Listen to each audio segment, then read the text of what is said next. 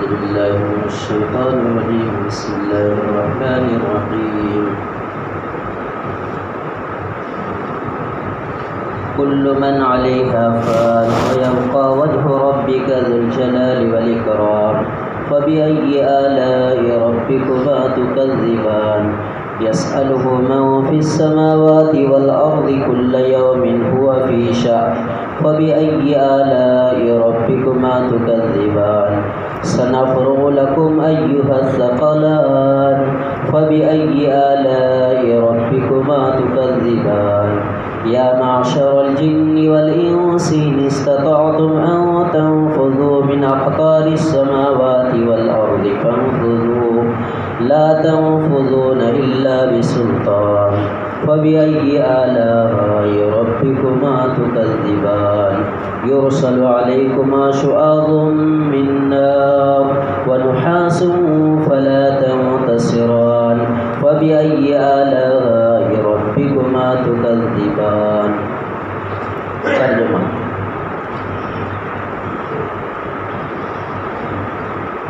ہر شخص پر فنا طاری ہونے والا ہے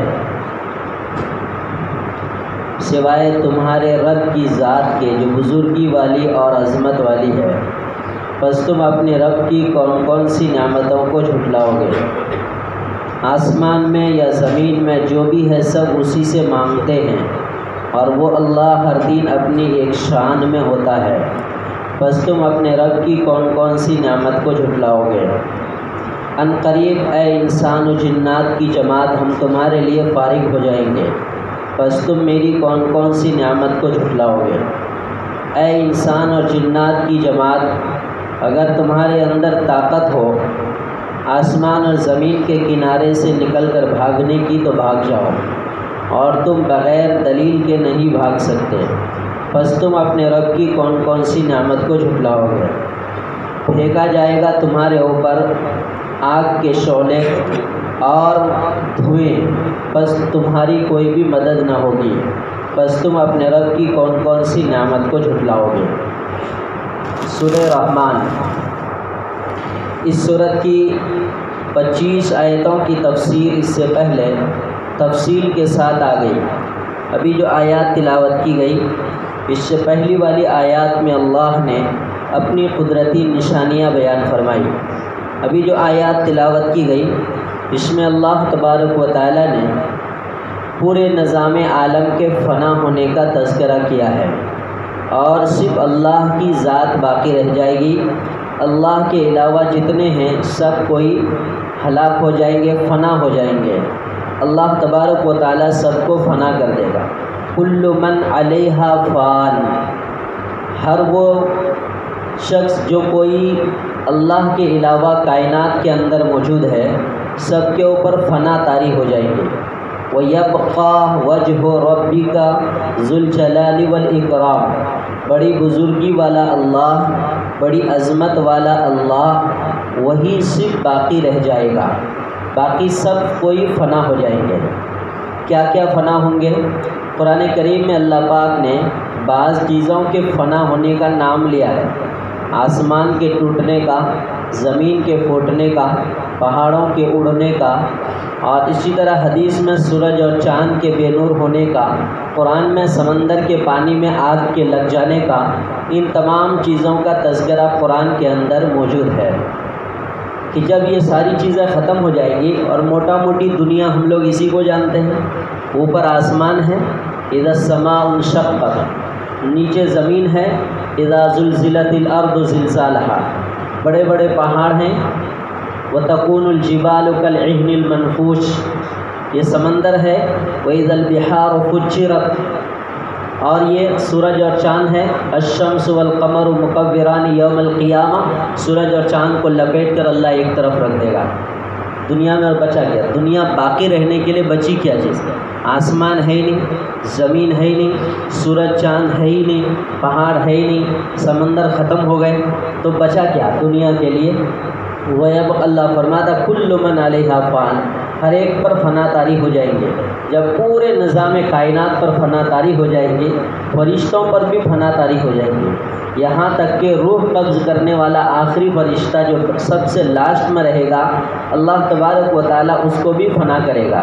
روایات کے اندر ہے کہ جنت و جہنم کے درمیان ایک دیوار ہے جس کا نام ہے اعراف، اس کے اوپر اللہ تبارک و تعالیٰ ملک الموت کو ذبح کرے گا اور اللہ تبارک و تعالیٰ اعلان کرے گا، فرمائے گا کہ دیکھو جنت والوں سن لو اور جہنم والوں بھی سن لو، دیکھو نہ تو جنت والے کو اب موت آئے گی اور نہ جہنم والے کو موت آئے گی۔ یہ جب ایک دم بالکل لاسٹ فائنل فیصلہ ہو جائے گا، ایک رائی کے دانے کے برابر ایمان لے جانے والا بھی جہنم سے جب نکل جائے گا تو جنتی جہنم میں فائنل اور جہنمی جہنم میں فائنل، تب اللہ تبارک و تعالیٰ فرمائے گا کہ جہنمیوں جنتیوں دیکھ لو، اب جنت والے ہمیشہ جنت میں رہیں گے، جہنم والے ہمیشہ جہنم میں رہیں گے، کسی کو موت نہیں آئے گی، اس لیے کہ اب موت کو موت آ رہی ہے، جو موت دینے والا ہے روح قبض کرنے والا، اب اس کو ہی موت آ رہی ہے، تو پورے نظام عالم پر فنا طاری ہو جائے گی۔ اللہ فرماتا ہے کل من علیہا فان،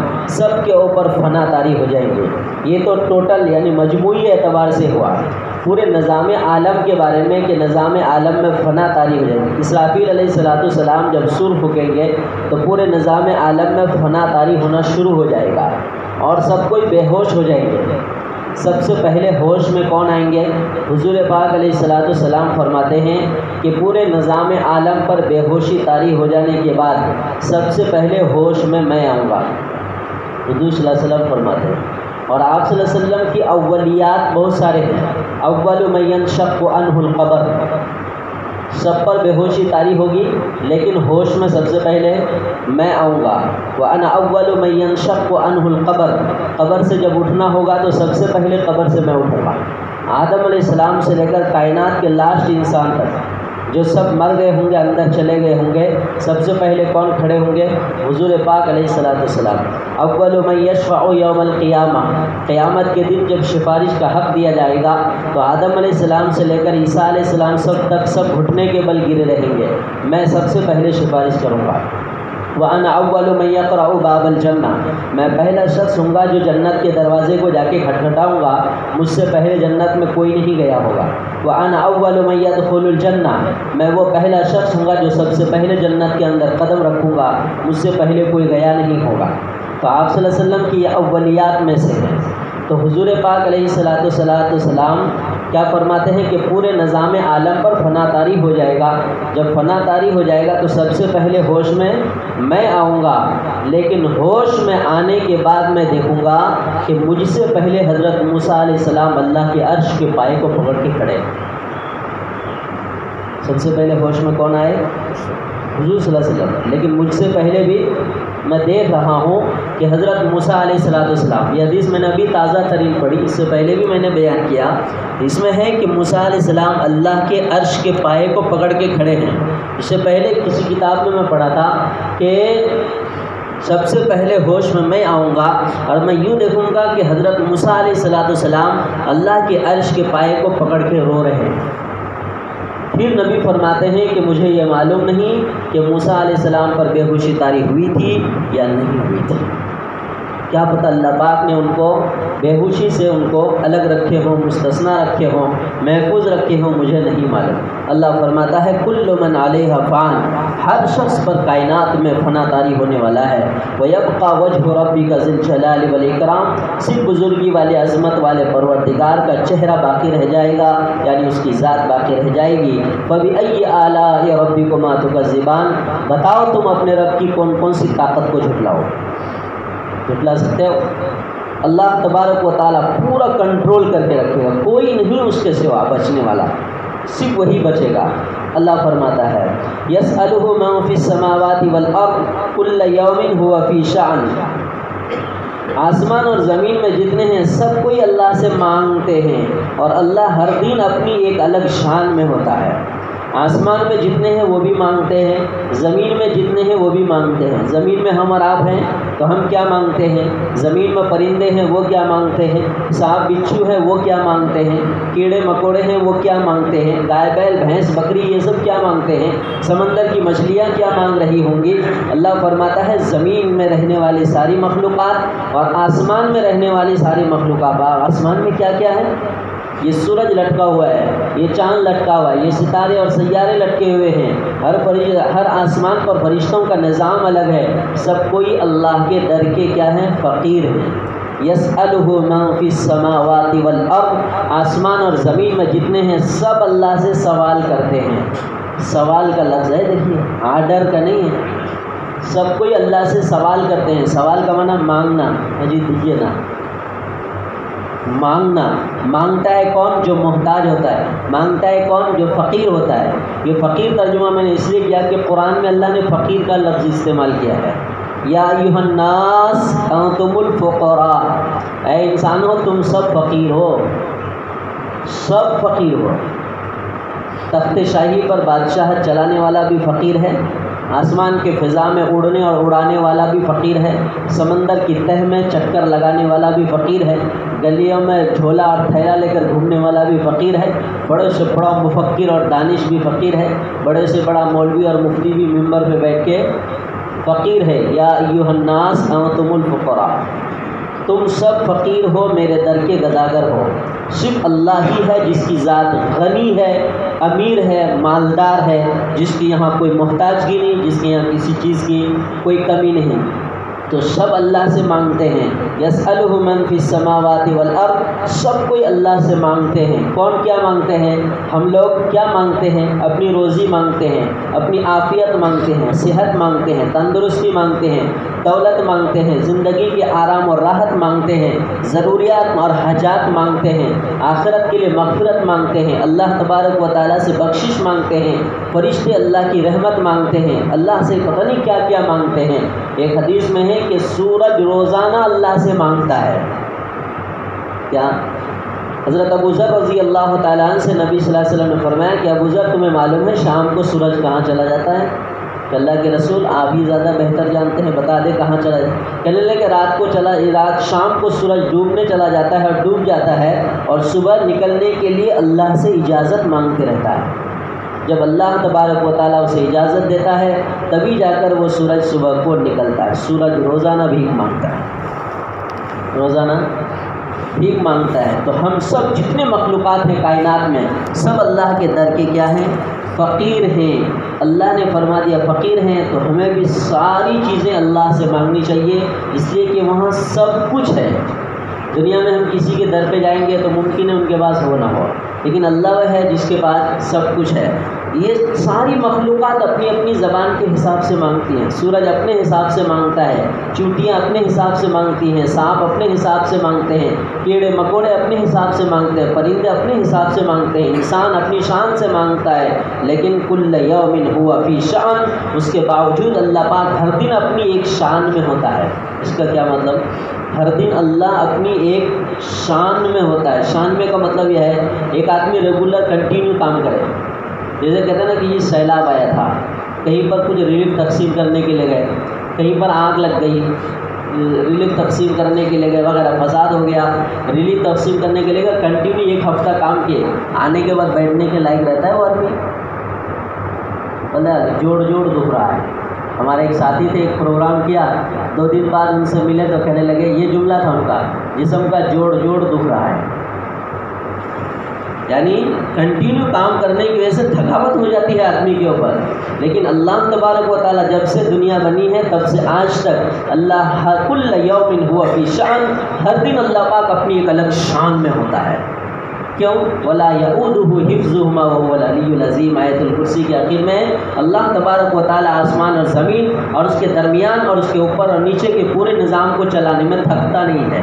کیوں؟ لا تأخذہ سنۃ، اس لیے کہ ان کو تو نیند دور کی بات ان کو اونگ میں نہیں آتی، اللہ اس کو تھکان دور کرنے کے لیے نیند تو دور کی بات اس اللہ کو اونگ بھی نہیں آتی ہے، تو یہ کہتے ہیں ولا یعودہ حفظہ ولا کل یوم وہو فی شان، کہ وہ اللہ ہر دن اپنی ایک الگ شان میں ہوتا ہے، اللہ کو تھکاوٹ نہیں ہوتی، روزانہ اللہ مخلوقات کی سنتا ہے اور سن کر اللہ پاک اس کی پوری بھی کرتا ہے۔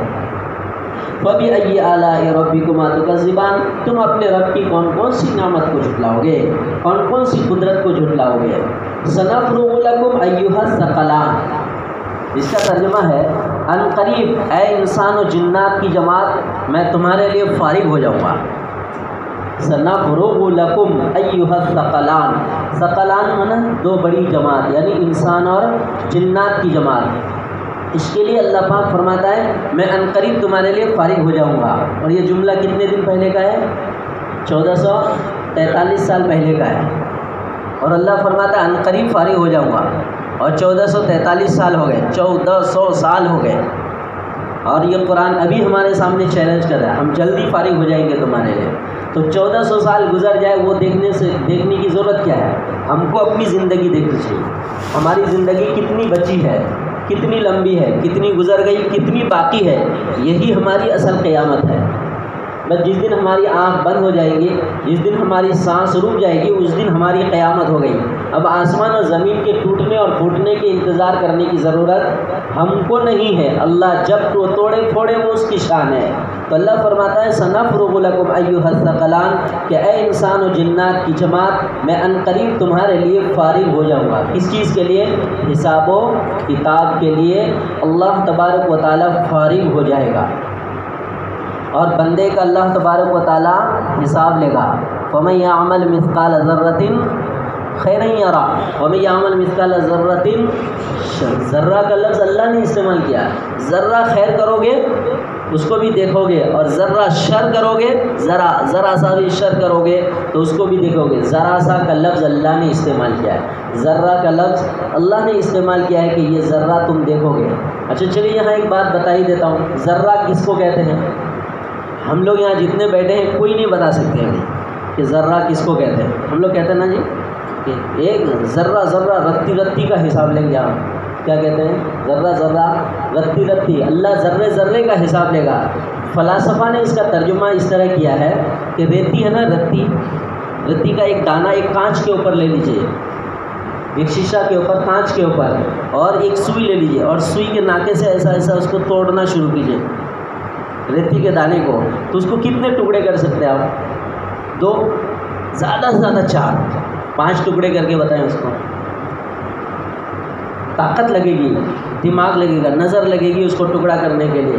فلاسفہ کہتے ہیں کہ جس ٹکڑے کو ٹکڑا نہ کیا جا سکے اس کا نام ذرہ ہے۔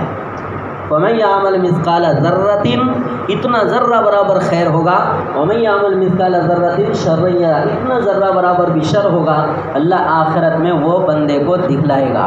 اللہ فرماتا ہے سَنَفْرُغُ لَكُمْ أَيُّهَا الثَّقَلَانِ، اے انسان و جنات کی جماعت ہم عنقریب تمہارے لیے فارغ ہو جائیں گے اور پوری تمہاری زندگی کی جانچ پڑتال کریں گے۔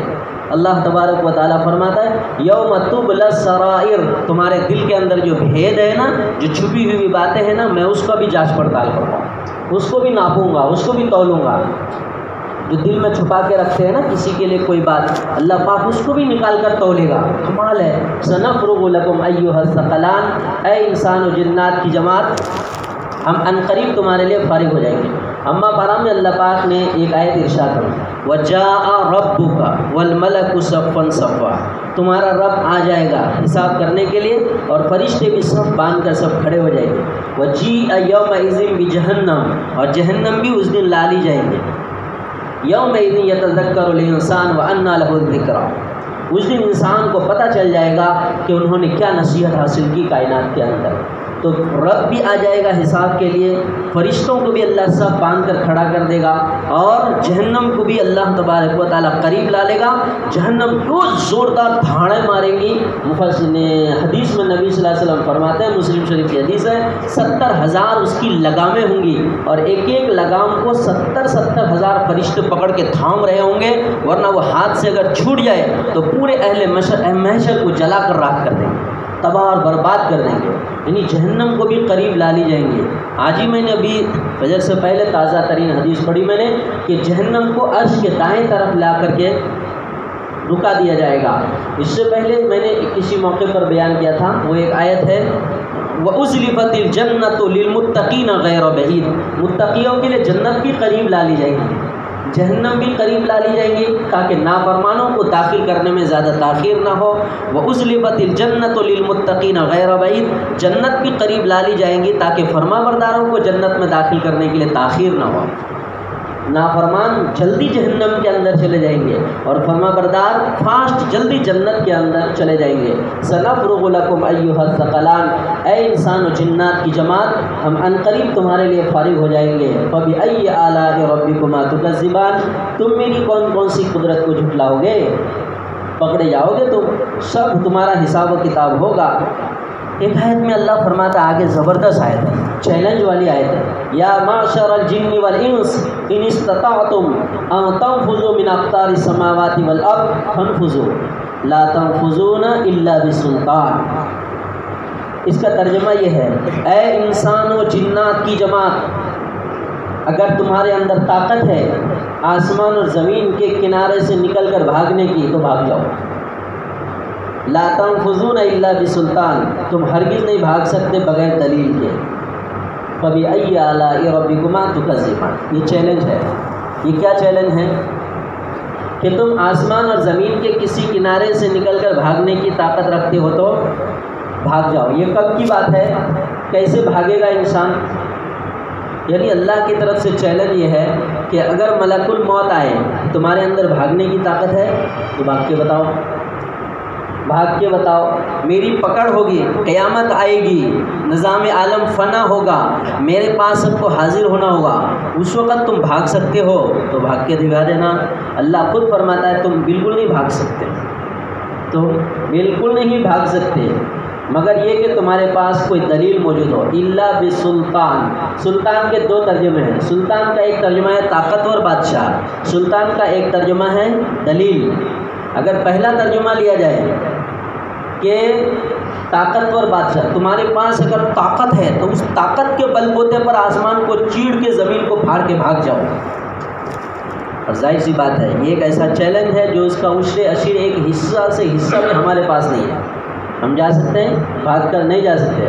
دوسرا یہ ہے کہ تم بھاگ نہیں سکتے مگر کوئی دلیل رکھو تو بھاگ جاؤ۔